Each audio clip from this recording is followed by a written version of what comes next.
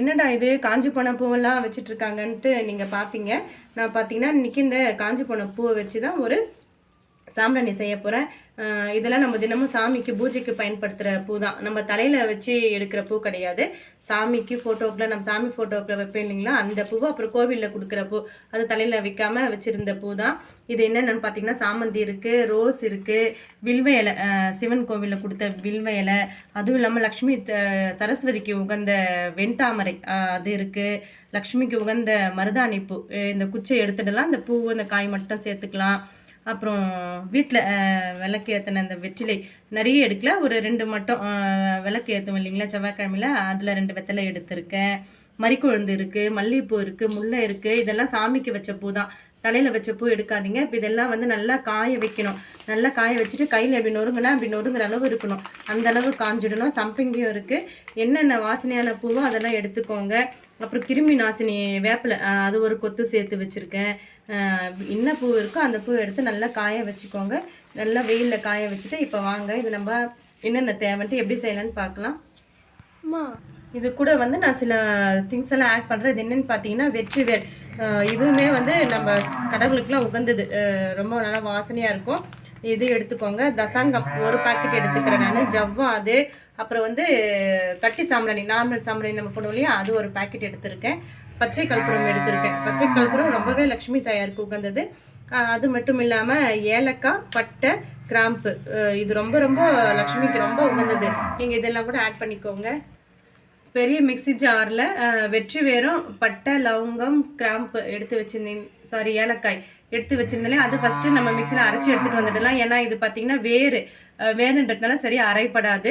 அதனால் இது ஃபஸ்ட்டு நல்லா அரைச்சி எடுத்துகிட்டு வந்துட்டு அதுக்கப்புறமா நம்ம மற்ற பொருளை ஆட் பண்ணிக்கலாம். பாருங்கள், அப்போவுமே வேர் வந்து கொஞ்சம் கொஞ்சம் அப்படியே தான் இருக்குது. நானும் எவ்வளோ அரைச்சேன். சரி, இப்போ இது கூடவே நம்ம வந்து காஞ்சி போன பூவெல்லாம் போட்டு அரைச்சி எடுத்துகிட்டு வந்துடலாம். பார்த்தீங்கன்னா பூவெல்லாம் கொஞ்சம் அரைச்சி எடுத்துகிட்டு வந்துட்டேன். ஒன்றும் பதிகமாக தான் இருக்குது.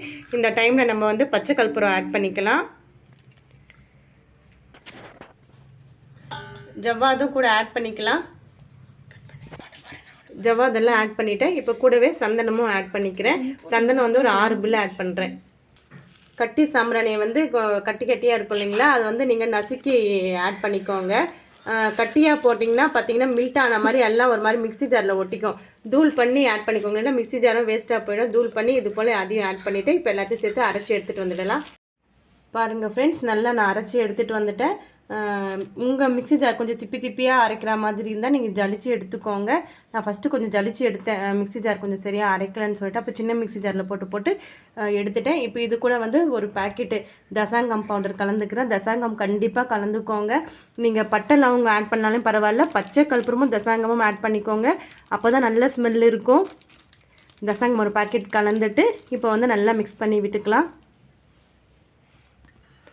ரோஸ் வாட்டர் எடுத்துருக்கேன். இப்போ தசாங்கம் பவுடர் ஆட் பண்ணி கலந்தாச்சு. இப்போ ரோஸ் வாட்டரில் லைட்டாக தெளித்து விட்டு நம்ம இப்போ புடி கொழுக்கட்டெல்லாம் பிடிச்ச ஒரு மாதிரி பதம் அது போல் தண்ணி ரோஸ் வாட்டர் நிறைய ஆட் பண்ணிடாதீங்க. லைட்டாக தெளித்து கொஞ்சம் பிசைஞ்சு எடுத்துக்கலாம். ரோஸ் வாட்டர் தான் சேர்க்கணும், அதுவும் நல்லா வாசனையாக இருக்கும்.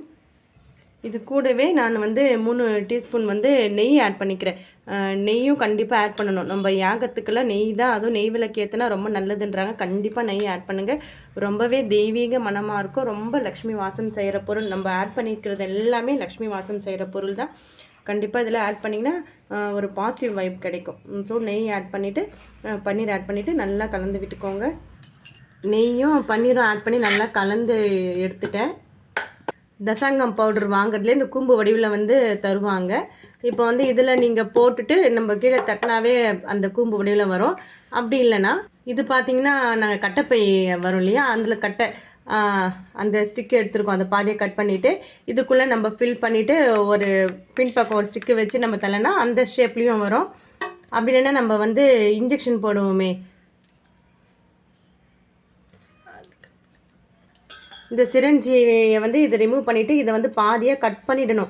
கட் பண்ணிவிட்டு இதுக்குள்ளே நம்ம ஃபில் பண்ணிவிட்டு அப்புறமா இதை வச்சு நம்ம இப்படி வெளியே நகர்த்தணுன்னா நம்ம நார்மலாக கம்ப்யூட்டர் சாம்பிராணி ஏற்றுறோம் இல்லையா, அந்த ஷேப்பில் வரும். நான் பார்த்தீங்கன்னா இப்போ வந்து தசாங்கத்தில் காமிச்சேன் இல்லையா, அந்த கூம்பு வடிவில் அது போல் அதை ஒன்று ஷேப்பு போட்டு எடுத்திருக்கேன். இந்த ஷேப்பில் இப்போ நம்ம பன்னீர் ஆட் பண்ணுறதுனால கொஞ்சம் ஈரமாக இருக்கும். நான் ஃபஸ்ட்டே ஆனால் பவுடர் அரைக்கும் போதே எங்கள் பாப்பாங்க பார்த்தீங்கன்னா ஏற்றி பார்த்தாங்க, நல்ல ஸ்மெல்லு.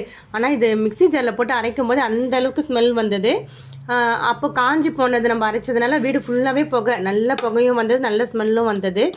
இப்போ பார்த்தீங்கன்னா நான் பன்னீரும் நெய்யும் ஆட் பண்ணவே கொஞ்சம் ஈரப்பதமாக ஆகிடுச்சு. ஸோ இதை கொஞ்சம் வெயிலில் காய வச்சிடலாம்.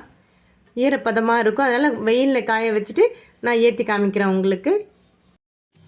பாருங்கள் ஃப்ரெண்ட்ஸ், நம்மளுடைய ஹோம்மேட் சாம்பிராணி ரெடி ஆகிடுச்சு. இதெல்லாம் பார்த்தீங்கன்னா இதில் செஞ்சது. இந்த மெலிசாக இருக்கிறதெல்லாம் பேப்பரில் நம்ம ஸ்கொயர் ஷேப்பில் கட் பண்ணிவிட்டு அது ட்ரையாங்கிள் மாதிரி முக்கோணம் மாதிரி நீங்கள் மடிச்சுக்கிட்டு அதுக்குள்ளே இதை வச்சு ப்ரெஸ் பண்ணி எடுத்தால் இது போல் வந்துடும் முக்கோண ஷேப்பு. இதெல்லாம் அது மாதிரி பேப்பரில் செஞ்சது.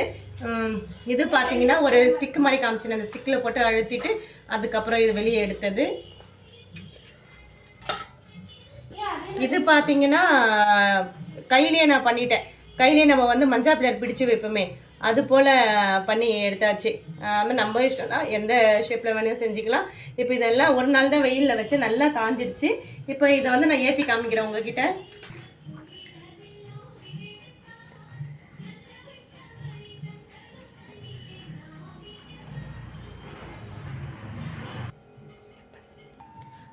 பாருங்க, தெரியுதா ஏற்றி வச்சுட்டு எவ்வளோ புகை வருதுன்னு.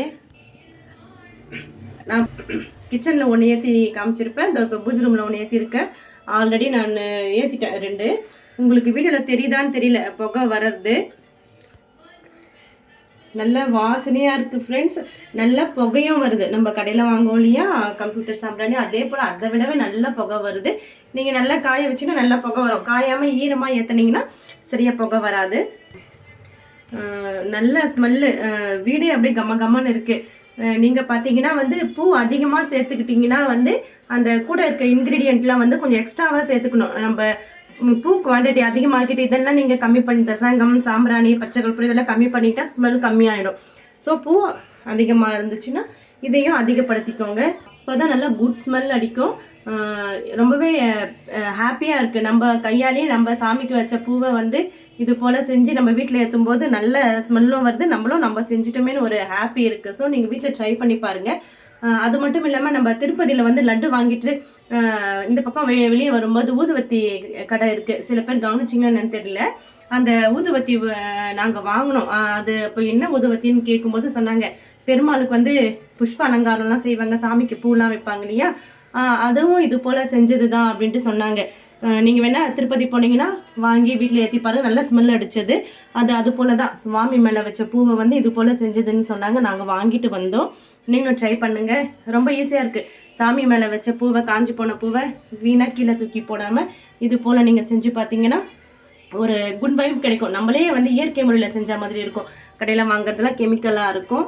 ஸோ நீங்கள் வீட்டில் ட்ரை பண்ணி பாருங்கள். எல்லாமே லக்ஷ்மிக்கு பிடித்த மலர், பெருமாளுக்கு பிடிச்ச அந்த துளசி, நிறைய எல்லாம் நல்ல பூ தான் ஆட் பண்ணியிருக்கேன். அதனால் வீட்டில் ட்ரை பண்ணி பார்த்துட்டு ஸ்மெல் எப்படி இருந்துச்சுன்னு சொல்லுங்கள். ஓகே ஃப்ரெண்ட்ஸ், நெக்ஸ்ட் வீடியோவில் நான் உங்களை மீட் பண்ணுறேன். பாய்.